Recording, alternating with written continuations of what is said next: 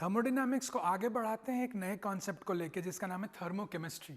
तो थर्मोकेमिस्ट्री में बेसिकली क्या होता है कि आपका डेल्टा एच जो पहले इंट्रोड्यूस हुआ था एंथैल्पी चेंज, हम देखेंगे एंथैल्पी चेंज कैसे अलग अलग रिएक्शंस के लिए एंथैल्पी चेंज को अप्लाई करेंगे। तो यही जो एंथैल्पी चेंज को अलग अलग रिएक्शन टाइप्स में जब अप्लाई करते हैं ना, उसी फील्ड को थर्मोकेमिस्ट्री बोला गया है।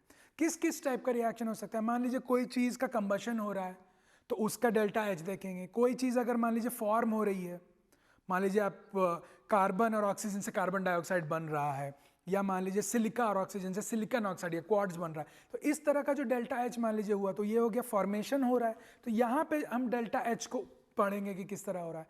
कोई चीज़ बर्न कर रहे हैं, कंबशन हो रहा है, उसका डेल्टा एच पढ़ लिए। फिर मान लीजिए कि आपके पास कोई एक सॉल्ट है, उस सॉल्ट को आप पानी में डिजोल्व कर दिए, तो उससे जो हीट एक्सचेंज हुआ उसको फिर हम डेल्टा एच एक्सचेंज होगा, तो उसको फिर हम इसी के अंडर में पढ़ेंगे। कोई चीज़ को आप डाइल्यूट कर रहे हैं या किसी चीज़ को आप मिला रहे हैं दो सॉल्यूशंस को, उन सब चीज़ों को हम जो भी चेंजेस होगा डेल्टा एच में किसी भी रिएक्शन में जब होता है, उस रिएक्शन में जब डेल्टा एच को चेंज को पढ़ते हैं, उसी को हम लोग थर्मोकेमिस्ट्री में पढ़ते हैं। अब इसमें हम लोग दो तीन तरीके से इसको दो तीन भाग में इसको डिवाइड करते हैं। ठीक है, पहला भाग जो होगा सेक्शन 1 में हम लोग थर्मोकेमिस्ट्री का हम लोग पढ़ेंगे बेसिक कॉन्सेप्ट्स डेफिनेशन, बहुत ज़रूरी है, हम लोग बेसिक कॉन्सेप्ट्स डेफिनेशन पढ़ेंगे। फिर हम लोग देखेंगे कि डेल्टा एच और delta E of the reaction क्या मतलब होता है। मतलब डेल्टा एच भी पढ़े हैं हम लोग पहले, क्या पढ़े हैं कि डेल्टा एच क्या था, एच को कैसे डिफाइन किए थे कि अगर कोई कांस्टेंट प्रेशर प्रोसेस है तो उस कांस्टेंट प्रेशर प्रोसेस में E प्लस पीवी को हम H मान लेते थे, है ना। और कांस्टेंट प्रेशर प्रोसेस क्यों डिफाइन करना ज़रूरी है, पहले भी बोले थे, पहले जब ये कॉन्सेप्ट इंट्रोड्यूस हो रहा था कि अर्थ का जितना भी मैक्सिमम आप कुछ भी अगर रिएक्शन हो रहा है ना सरफेस पे, तो वो जनरली कांस्टेंट प्रेशर प्रोसेस ही होता है। एटमॉस्फेरिक प्रेशर बहुत ज़्यादा डिफर नहीं करता है, 1 या 2% से डिफर किया आपका पूरा कभी भी, तो वो कितना 10 to 30 मिलीबार टाइप का डिफरेंस होता है, बहुत ज़्यादा डिफरेंस नहीं होता है। तो सब प्रैक्टिकल पर्पसेस के लिए आप ये सब कांस्टेंट प्रेशर ही बोल देते हैं कि कांस्टेंट प्रेशर प्रोसेस है ये सब, ठीक है। तो उसी टाइप में ये वाला कॉन्सेप्ट डिफाइन होता है कांस्टेंट प्रेशर के लिए, H is equal to E plus PV, ठीक है।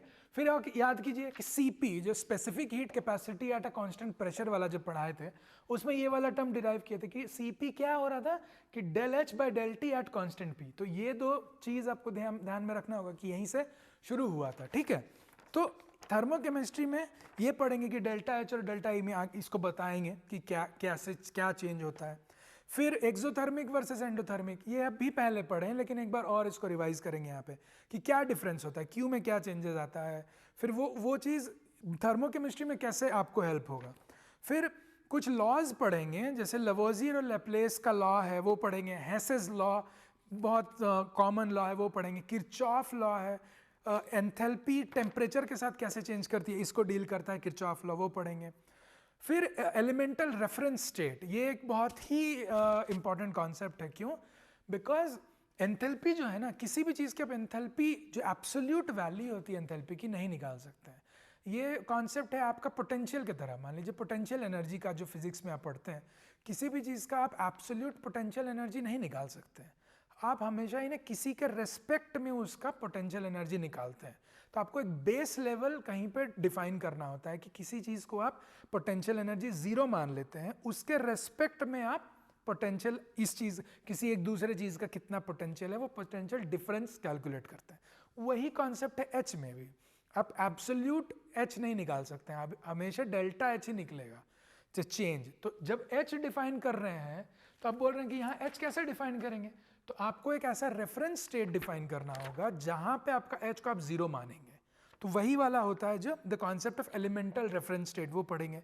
फिर हम पढ़ेंगे एंथैल्पी ऑफ सॉल्यूशन डाइल्यूशन, जैसे कि आप मान लीजिए पोटेशियम हाइड्रोक्साइड लिए, उसको पानी में डिजोल्व किए तो उससे हीट निकल रहा है, तो वो सब जो हीट एक्सचेंज जो होगा वो इसी के अंडर में आएगा, थर्मोकेमिस्ट्री के अंडर में। किसी चीज़ का सॉल्यूशन का इन्फिनिट डाइल्यूशन पे अगर कर रहे हैं तो उसका आप डेल्टा एच निकालिए, तो ये सब आएगा। उसके बाद किसी भी आयनिक रिएक्शन, अगर एक्वा सॉल्यूशन में कोई आयनिक रिएक्शन हो रहा है तो उसका भी हम लोग इसी के अंडर पढ़ेंगे। फिर एक नेक्स्ट इसके बाद एक चीज इंट्रोड्यूस होगा, एप्लीकेशंस, लाइक थर्मोकेमिस्ट्री के एप्लीकेशन कैसे, क्यों पढ़ रहे हैं, क्या एप्लीकेशन है। तो मान लीजिए किसी भी चीज का आपको आयोनाइजेशन एंथैल्पी निकालना है, तो ये थर्मोकेमिस्ट्री का एप्लीकेशन होता है, जो आप पीरियोडिक टेबल्स में जो पढ़े होंगे, आयोनाइजेशन एंथैल्पी, फिर इलेक्ट्रॉन एफिनिटी। तो ये सब का जो वैल्यू जो निकलता है, आप तो पीरियोडिक टेबल में वैल्यू से डील नहीं कर रहे थे, क्योंकि वहाँ पे आप ट्रेंड देख रहे थे। यहाँ पे आप एक्चुअल वैल्यूज को कैसे निकालना है वो सीखेंगे।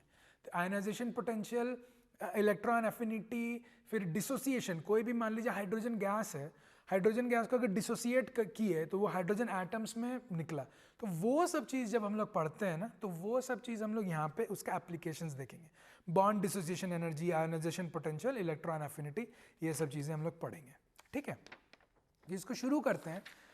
सिमिलरली यहाँ पे एक और बात बता दें कि ये पूरा जो हम डिराइव किए हैं स्टेप बाय स्टेप, ये इंग्लिश के चैप्टर्स में, इंग्लिश वाला जो प्लेलिस्ट है वहाँ पे डिराइव किया हुआ है। फिर से हम डिराइव नहीं कर रहे हैं, तो यहाँ पे हम स्टेप बाय स्टेप आपको बताते जाएंगे, आप फॉलो करते रहिए। और अगर आपको कहीं लग रहा है कि आपको नहीं, आपको स्टेप बाय स्टेप देखना है, तो आप इंग्लिश वाले में जाके देख सकते हैं। ठीक है, तो ठीक है, अभी शुरू करते हैं कि कांस्टेंट प्रेशर प्रोसेस था। ठीक है, तो कांस्टेंट प्रेशर था, तो H is equal to E plus P V, ये तो बेसिक डेफिनेशन हो गया एंथैल्पी का, पहले भी इसको डिफाइन किए थे। Cp del H by del T at constant P, ये भी डेफिनेशन पहले से था। अब देखते हैं, ये भी पहले से था कि वैसा हीट चेंज जो कांस्टेंट प्रेशर पे हो रहा है, जो भी हीट एक्सचेंज किसी भी रिएक्शन का कांस्टेंट प्रेशर पे अगर हो रहा है, तो उसी चीज को हम लोग एंथैल्पी चेंज बोलते हैं। So what is enthalpy change? Enthalpy change is the heat change at constant pressure. तो डेल्टा H क्या हो गया, H final minus H initial. तो मान लीजिए कोई एक रिएक्शन हो रहा है जिसमें रिएक्टेंट है लेफ्ट साइड पे, प्रोडक्ट है इधर, तो आप किसी चीज का डेल्टा H कैसे निकालिएगा, आप इस इक्वेशन से निकालिएगा डेल्टा H। क्या होगा डेल्टा H होता है समेशन ऑफ VI/HI। VI हो गया आपका स्टोइचियोमेट्रिक कोफिशिएंट टाइम्स एक एक जो प्रोडक्ट का आपका एंथैल्पी। ठीक है, इसको हम आगे बताएंगे एक एग्जांपल से, और उसी तरह इसको माइनस कर देंगे किससे, VI/HI, summation of VI/HI of the reactants.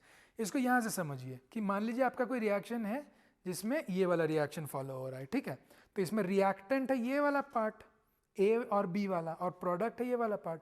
तो देखिए प्रोडक्ट से रिएक्टेंट को माइनस करना है, तो प्रोडक्ट में क्या करना है, VI/HI मतलब स्टोइचियोमेट्रिक कोफिशिएंट लेंगे और एंथैल्पी लेंगे उस I का। तो I यहाँ पे हो गया मान लीजिए C, तो stoichiometric coefficient of capital C is small c, और HI ऑफ C इज HC। अब जो भी हो HC कुछ भी हो सकता है, वो प्लस ये जो समेशन है वो प्लस यहीं से आता है कि सारे प्रोडक्ट को हम ऐड करेंगे। ठीक है, तो अब D का लिए तो stoichiometric coefficient of D is small d times the enthalpy of D, ये हो गया, माइनस ये सिमिलरली फॉर रिएक्टेंट साइड, अब ये वाला रिएक्टेंट साइड आ गया कि stoichiometric coefficient of A is small a times the enthalpy of A plus stoichiometric coefficient of B times the enthalpy of B। तो यही अगर आप कर लेते हैं, अगर हम आपको HC, HD, HA और HB दे देंगे, तो आप डेल्टा H ऑफ ये वाला रिएक्शन का डेल्टा H आसानी से निकाल लीजिएगा।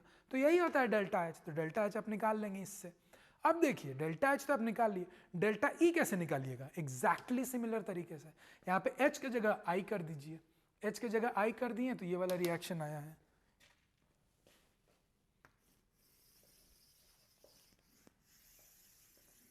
H की जगह बस I कर दिए तो ये वाला रिएक्शन आ गया है। तो डेल्टा H आप निकाल सकते हैं, डेल्टा E भी आप निकाल सकते हैं सिमिलरली।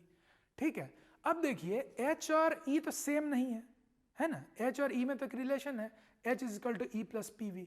अब डेल्टा निकालना है तो दोनों तरफ डेल्टा कर दिए, डेल्टा मतलब डिफरेंशिएट, चेंज इधर का भी चेंज। तो नॉर्मल कैलकुलस से इसका असर तोड़ेंगे, डेल्टा H इधर हो गया, ये हो गया delta E plus PdV plus VdP। यही तो होता है जब आप प्रोडक्ट रूल में जब आप तोड़ते हैं तो ऐसा ही आता है। अब देखिए ये पूरा चीज हो रहा है कांस्टेंट प्रेशर पे, है ना, हर चीज कांस्टेंट प्रेशर पे, एंथैल्पी डिफाइन ही होता है कांस्टेंट प्रेशर पे।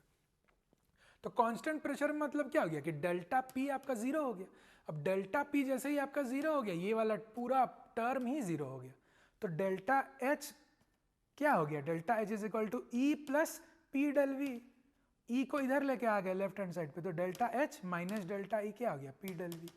तो अगर आपको बोले कि डेल्टा एच और डेल्टा ई किसी भी रिएक्शन का अगर आपको बोले कि डिफरेंस क्या है, तो आप क्या बोलेंगे, हमको बस पी बताइए कितने प्रेशर पे हो रहा है और डेल्टा वी कितना वॉल्यूम में चेंज आया, उतने से ही आपको डेल्टा एच माइनस डेल्टा ई निकल जाएगा। अगर आपको सिर्फ डिफरेंस निकालना तो इससे निकालिए। अब देखिए इसी इक्वेशन को समझते हैं कि अगर मान लीजिए किसी इक्वेशन में सिर्फ सॉलिड है और लिक्विड है, गैस नहीं है, कोई भी रिएक्शन में कोई रिएक्शन इस तरह का हो रहा है, उसमें सिर्फ सॉलिड और लिक्विड है, कंडेंस्ड फेज है। कंडेंस्ड फेज आप फेजेस जब पढ़ा रहे थे उस टाइम पे condensed phases versus gases, condensed phase किसको बोलते हैं, सॉलिड और लिक्विड कंडेंस्ड फेज होता है। क्यों? बिकॉज उसमें वॉल्यूम बहुत ज़्यादा चेंज नहीं होता है, डेंस होता है कंडेंस्ड फेज। तो कंडेंस्ड फेज के लिए पढ़ते हैं कि क्या होता है कि मान लीजिए सॉलिड और लिक्विड के लिए जो डेल्टा वी होगा ना वो बहुत छोटा होगा, 0 के बराबर होगा। तो अगर कंडेंस्ड फेज में डेल्टा वी 0 के बराबर है तो पी डेल वी क्या हो जाएगा, आपका 0 हो जाएगा। तो इसीलिए सॉलिड और लिक्विड के लिए आपका डेल्टा एच जो है वो डेल्टा ई के बराबर हो जाता है। ठीक है, डेल्टा एच डेल्टा ई के बराबर हो गया, सिंप्लीफाई हो गया कि सॉलिड और लिक्विड के लिए enthalpy change is equal to internal energy change. ठीक है, अब देखते हैं कि गैस के लिए क्या होगा। गैस के लिए क्या हो रहा है कि delta H minus delta E P del V, ये तो यहीं पे दिखाई, ये तो इक्वेशन 29 है। अब मान लेते हैं गैस है, हम अब जानते हैं कि एक आइडियल गैस के लिए अगर हम माने कि आइडियल गैस है ये वाला केस, तो आइडियल गैस का क्या होता है, पीवी एन आर टी। तो इसी चीज़ को यहाँ अगर सब्स्टिट्यूट कर देते हैं तो delta H minus delta P ये हो जाएगा आर टी डेल्टा एन। और डेल्टा एन क्या है, डेल्टा एन है the change in the number of moles of the gas. तो वो क्या होगा कि मान लीजिए रिएक्टेंट साइड में 3 मोल है गैस, सब मिला के सारा जितना गैस है सब मिला के 3 मोल गैस है रिएक्टेंट साइड में। प्रोडक्ट साइड में सारा गैस मिला के 5 मोल गैस हो गया। तो इस रिएक्शन का डेल्टा एन हो जाएगा फाइनल 5 माइनस इनिशियल 3, 2 हो गया। इसी का उल्टा भी हो सकता है, मान लीजिए हमेशा जरूरी नहीं है कि गैस का वॉल्यूम बढ़े ही, गैस का वॉल्यूम घट भी सकता है। ठीक है, अगर घट गया तो डेल्टा एन नेगेटिव हो जाएगा, तो डेल्टा एच माइनस डेल्टा ई का वैल्यू भी नेगेटिव हो जाएगा, है ना। तो इसी तरीके से आप इसको अगर हम आइडियल गैस के लिए अप्रॉक्सीमेट कर दिए तो डेल्टा एच माइनस डेल्टा ई जो पी डेल वी होता था वो अब आर टी डेल्टा एन हो जाएगा। तो ये तो ईजी हो गया ना इसको सॉल्व करना, है ना। आर कॉन्स्टेंट है, टी कॉन्स्टेंट है, डेल्टा एन तो हम किसी इक्वेशन को देख के ही निकाल सकते हैं। बट देखिए जो चीज़ ईजी हो जाता है उसमें कुछ अब अज्यूम करके ना इसको इजी किए हैं। तो अज्यूम क्या किए थे कि गैसेस आइडियली बिहेव कर रहा था। अब मान लीजिए कि गैसेस अगर आइडियली नहीं बिहेव कर रहा है तो तब तो ये अप्रॉक्सीमेशन आपका गलत रिजल्ट देगा, है ना। तो ये एक पहला अजम्पशन के कारण ये एक अजम्पशन है कि गैसेस आर आइडियल। एक और अजम्पशन है, देखिए जब यहाँ से हम यहाँ कर दिए तो देखिए ये वाला जो इक्वेशन था ये सब चीज़ के लिए वैलिड हो रहा था, सॉलिड के लिए भी, लिक्विड के लिए, गैस के लिए भी। लेकिन जब हम पी डेल वी से यहाँ आ गए तो हम एक आइडियल गैस लॉ लगा दी। हम यहाँ पे ये अज्यूम कर ले रहे हैं कि डेल्टा वी अगर सॉलिड और लिक्विड का जितना भी डेल्टा वी हो रहा है ना वो अपने आप में 0 है। ये ऐसा भी तो हो सकता है ना कि कोई इक्वेशन है जिसमें सब तरह का फेज है, सॉलिड भी है, लिक्विड भी है, गैस भी है। उस फेज में आपको गैस में कुछ चेंजेस आएगा, सॉलिड में भी तो कुछ चेंजेस आ सकता है हल्का फुल्का। उस चीज़ को हम बोल दिए नहीं, हम अज्यूम कर लेंगे कि सॉलिड और लिक्विड में बहुत ज़्यादा चेंजेस नहीं आ रहा। जो अजम्पशन यहाँ भी हम लिए थे कि सॉलिड और लिक्विड में बहुत ज़्यादा चेंजेस नहीं आ रहा, तो वो अजम्पशन लेके अब ये बता सकते हैं कि ठीक है चलिए, जो अज्यूम अगर कर लिए कि सॉलिड और लिक्विड में बहुत ज़्यादा वॉल्यूम चेंज नहीं हो रहा है और डेल्टा वी इस रिएक्शन में जितना सॉलिड और लिक्विड का है वो 0 है, तब ये आपका लगा सकते हैं। तो दो चीज़ अगर आप लगा दिए, गैसेस आइडियली बिहेव कर रहा है और सॉलिड और लिक्विड में डेल्टा वी 0 है, तब ये वाला 29 नंबर इक्वेशन ये बन जाएगा और आपको इजीली से आपको निकल आएगा आंसर। ठीक है, तो यही रहा आपका difference of delta H delta E. जो डिफरेंस आएगा इसी तरह से आप निकालेंगे।